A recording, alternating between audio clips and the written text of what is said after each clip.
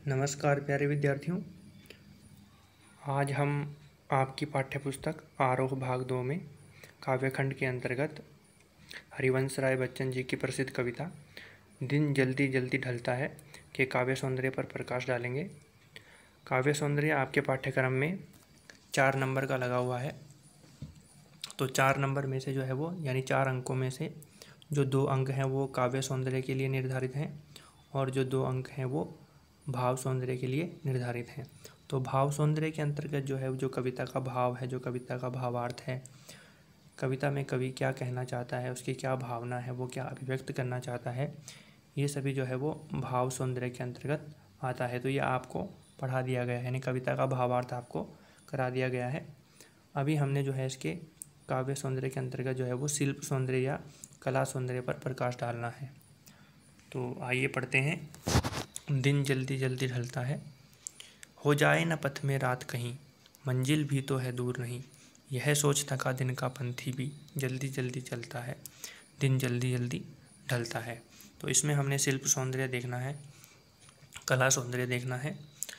तो सबसे पहले जो है आपको मैंने जो है वो 11th क्लास में कक्षा 11 में भी बताया था कि जो है जो पहली पंक्ति हम जो है शिल्प सौंदर्य के अंतर्गत या फिर कला सौंदर्य के अंतर्गत लिखेंगे तो उसमें पहली पंक्ति क्या आएगी कि कवि की जो भाषा है वो सरल, सहज, सरस, भावानुकूल एवं प्रवाहमयी है। ठीक है, एक तो ये बिंदु उसमें आएगा। दूसरा बिंदु आएगा कवि ने शुद्ध साहित्यिक खड़ी बोली का प्रयोग किया है, क्योंकि जो है जितनी भी रचनाएं आप जो है वो पढ़ोगे वो खड़ी बोली से युक्त होंगी। कुछ कविताओं में ब्रज भाषा का प्रयोग हो सकता है, कुछ में अवधी का प्रयोग हो सकता है, ठीक है, कुछ उर्दू से संबंधित हो सकती हैं, लेकिन ज़्यादातर कविताएं जो होंगी वो खड़ी बोली से युक्त होंगी। ठीक है, तो ये कविता भी जो है खड़ी बोली में लिखी गई है, यानी हिंदी में लिखी गई है। तो इसमें आप जो है दूसरा जो बिंदु है उसमें लिखेंगे कि कवि ने शुद्ध साहित्यिक खड़ी बोली का प्रयोग किया है। ये तो सामान्य रहेगा, मतलब ठीक है। भाषा सरल, सहज, सरस, भावानुकूल एवं प्रभामयी है। और दूसरा बिंदु शुद्ध साहित्यिक खड़ी बोली का प्रयोग किया है। और अब इसमें जो है हमने अलंकार वगैरह देखना है। तो आइए देखते हैं कि इसमें अलंकार का प्रयोग हुआ है या नहीं। हो जाए ना पथ में रात कहीं, मंजिल भी तो है दूर नहीं, यह सोच थका दिन का पंथी भी जल्दी जल्दी चलता है, दिन जल्दी जल्दी ढलता है। तो जल्दी जल्दी में यहाँ पर जो है अलंकार आ रहा है। यहाँ पर जल्दी जल्दी में कौन सा अलंकार है? पुनरुक्ति प्रकाश अलंकार।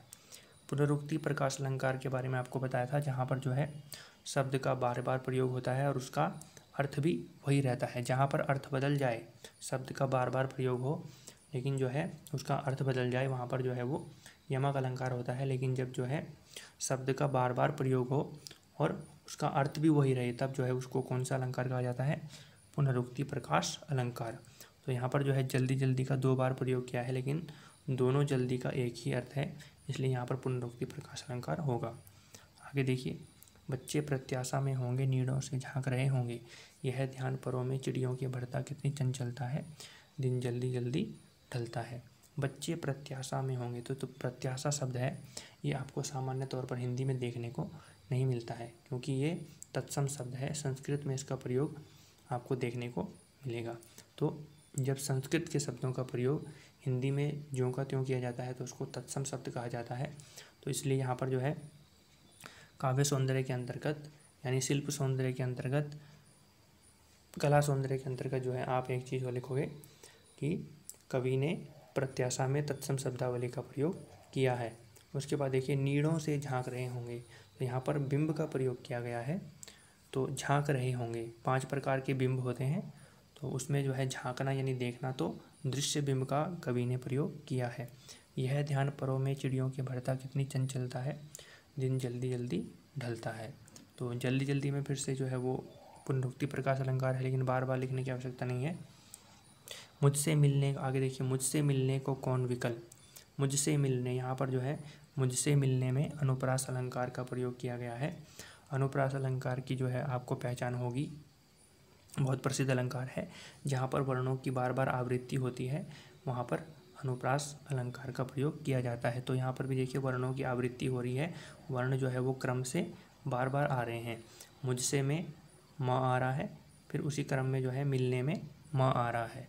ठीक है, तो जब वर्णों की जो है क्रमशः आवृत्ति होती है तो वहाँ पर अनुप्रास अलंकार का प्रयोग किया जाता है। तो आप लिखेंगे मुझसे मिलने में अनुप्रास अलंकार का प्रयोग है। इसके अलावा देखिए को कौन में भी जो है 2 बार आवृत्ति हो रही है क की, तो यहाँ पर भी जो है अनुप्रास अलंकार है। मुझसे मिलने को कौन विकल, मैं हूँ किसके हित चंचल। इसमें एक और चीज़ है, मुझसे मिलने को कौन विकल। अगर आप इस पूरे वाक्य को लेते हैं, पूरी पंक्ति को लेते हैं, तो इसमें जो है एक अलंकार निकल के आ रहा है। कौन सा अलंकार, प्रश्न अलंकार। और प्रश्नवाचक जो चिन्ह है उसका भी प्रयोग किया है, और प्रश्नवाचक जो शब्द है उसका भी प्रयोग किया है। ठीक है, क्योंकि कौन जो है वो सर्वनाम है, प्रश्नवाचक सर्वनाम है। ठीक है, प्रश्नवाचक सर्वनाम शब्द का प्रयोग किया है, तो यहाँ पर जो है प्रश्न अलंकार बनता है। मुझसे मिलने को कौन विकल, मैं हूँ किसके हित चंचल। यहाँ पर भी जो है प्रश्न अलंकार बन रहा है, मैं हूँ किसके हित चंचल, क्योंकि ये भी जो है सर्वनाम है किसके, प्रश्नवाचक सर्वनाम है चंचल। और यहाँ पर जो है प्रश्नवाचक चिन्ह का भी प्रयोग किया गया है।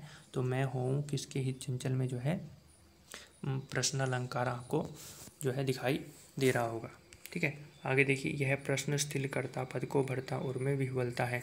तो यहाँ पर देखिए विह्वलता शब्द को लेकर आप कह सकते हैं कि जो इसमें तत्सम शब्दावली का कवि ने प्रयोग किया है। दिन जल्दी जल्दी ढलता है। तो ये तो इस कविता का जो है वो हमने काव्य सौंदर्य पर प्रकाश डाला। काव्य सौंदर्य के अंतर्गत जो है शिल्प सौंदर्य या कला सौंदर्य आपको बताया। तो उम्मीद करता हूँ कि आपको जो है समझ में आ गया होगा। यदि इसमें आपको अभी भी कहीं पर कोई समस्या आती है तो आप जो है मुझसे बता सकते हैं। जितना हो सकेगा आपकी समस्या का समाधान किया जाएगा। ठीक है, तो आज के लिए इतना ही। आगे नए वीडियो के साथ मिलते हैं, नई कविता के साथ। तब तक के लिए धन्यवाद।